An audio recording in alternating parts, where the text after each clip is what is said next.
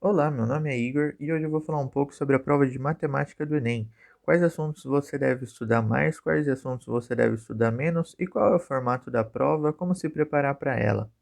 Bom, primeiro sobre a prova de matemática do Enem, ela é cobrada no segundo dia e é uma prova muito extensa. Ela tem 45 questões e por isso tem que ter uns macetes aí, uns truques para não cansar nessa prova, ou intercalando, né, questão, fazendo um pouco de matemática, outro de outras matérias, mas tem que dar um jeito de fazer e tenta não se esgotar para fazer essa prova.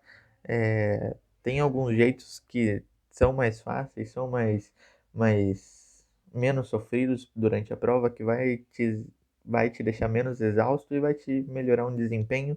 Então eu recomendo que você procure primeiro, né? Procure, ou por último, procure como que você chega na prova de matemática para fazer, como você faz, se faz, acha um método, testa na sua casa, fala, olha, sei lá, fiz 10 questões e duas de física, e nisso eu não fiquei cansado, então vou usar isso na prova. Então minha recomendação é que você já chegue assim para a prova de matemática do Enem, já programado, para não fazer um blocão todo de matemática, porque isso vai te esgotar de uma maneira surreal. Bom, agora vamos para os assuntos que mais caem nessa prova. E o primeiro tópico de matemática que eu te indico a estudar são os problemas de primeiro e segundo grau, por dois pontos. O primeiro é que é um dos que mais caem em matemática.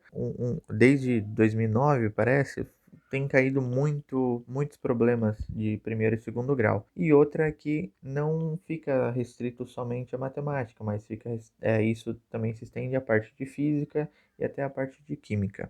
Bom, nessa parte, pelo menos em matemática, não falando sobre física ou química, em matemática o Enem gosta de cobrar muito, não só a fórmula de Bhaskara, que é a resolução padrão lá de como resolver uma equação do segundo grau, mas também inequações, sistemas lineares e muitas variações disso daí.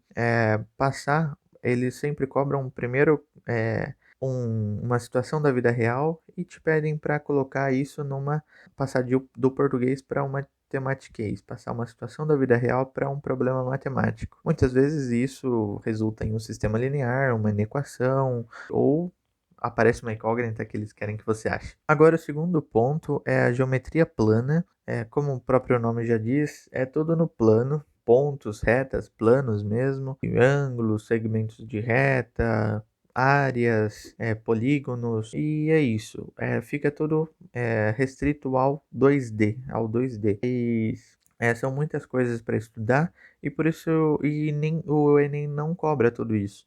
E por isso eu te recomendo a assistir bastantes videoaulas de geometria plana no Enem e procurar lista de exercícios do Enem. Já existem algumas listas de exercícios já compiladas, já resumidas, já com esses tópicos, e por isso que eu te recomendo isso, porque vai te economizar muito tempo. Já que, por exemplo, você não precisa pegar até a propriedade mais difícil de semi-retas, o polígono de 30 lados. Você não vai precisar estudar isso, porque o Enem nunca cobrou isso. Então, por isso eu te recomendo procurar também sobre exercícios anteriores. E depois de geometria plana, tem a geometria espacial. Geometria plana é no plano 2D, enquanto a geometria espacial sobe para o plano 3D. E isso a gente fala sobre sólidos geométricos e a geometria no espaço de três dimensões. É, Aí eu posso ter corpos redondos, né, tipo uma esfera, uma elipse e tal, ou eu posso ter corpos poliedros, né, com várias faces. Também recomendo dar uma estudada, mas não tão aprofundado, porque existem diversos corpos redondos, poliedros, tem muitas propriedades nessa área e não é um dos temas mais focados do Enem. Ainda assim é cobrado, mas dá uma olhada, uma passada lá, mas não perca muito tempo nisso. E mais uma vez, na geometria espacial, eu te recomendo ver alguns exercícios, algumas listas de exercício. Na internet deve ter listas de exercício, taca aí no Google, listas de exercício, geometria espacial, geometria plana, deve ter.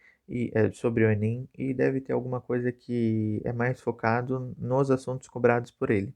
Outro tópico que a gente não pode deixar de fora é a análise combinatória. Bom, análise combinatória também é um tema que cai muito e a gente tem, é outro tema que a gente tem que passar do português para o matematiquês. E quando eu falo de análise combinatória, o Enem ele cobra muito sobre reagrupamentos. Você tem um grupo e ele te pede para reagrupar esse mesmo grupo, por exemplo, um anagrama de uma palavra. Você reagrupa essas letras da palavra, com isso a interpretação de texto, o que ele vai te pedir, você tem que interpretar e fazer uma combinação, um arranjo. Às vezes ele pede alguma exceção, tal pessoa não pode ficar do lado de tal pessoa, arrume essa fila, e é isso. Não é tão complexa essa área, mas é uma área que precisa de um estudo, passa o olho ali, porque não são tantas coisas também nesse assunto, é um assunto bem pequeno, então vale a pena estudar. Às vezes caem umas questões dessas, é rapidinho para estudar, então estude. Bom, agora um outro tema que o Enem em matemática cobra, mas eu coloquei ele mais porque cai em outras matérias principalmente, que seria razão e proporção. Primeiro, o Enem até cobra razão e proporção, em matemática, em questão de escala, em questão de proporção mesmo, né? Depois procura sobre o assunto proporção Enem. Tem muitos exercícios, muitas situações que o Enem já transportou da vida real para a matemática, para uma situação de proporção. Também escala é muito cobrado em física. Por exemplo, ele te dá uma unidade de medida e pede para converter. Isso daí é uma razão, você tem que achar uma razão entre as duas e converter. Além dessas unidades de medida, escala virtual, entre escala real, isso daí é uma razão. Por isso que o Enem cobra tanto. É uma coisa que tem em diversas áreas, em química também, né?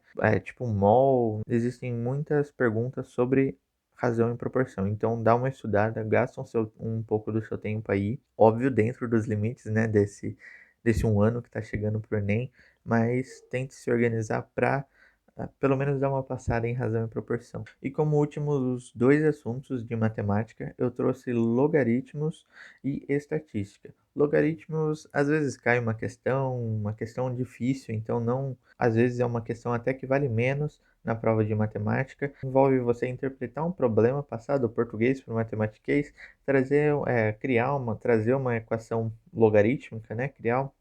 Através da sua interpretação, criar uma equação logarítmica e saber resolver essa equação logarítmica, né, através das propriedades do logaritmo. As propriedades do logaritmo não são muito difíceis, são poucas também, então eu recomendo você estudar, dar uma passadinha aí, porque às vezes cai, se você acertar, sucesso. Se você errar também não nessa parte logaritmos, normalmente é uma questão difícil, né? Nível 5 4 3. Então você não perde muito ponto se você errar uma questão dessa. Mas sempre é bom estar preparado, né? Já na parte de estatística, não cai só nem em exata, não está restrito na parte de exatas, cai na prova toda, né? A análise de dados e a interpretação e análise dos gráficos.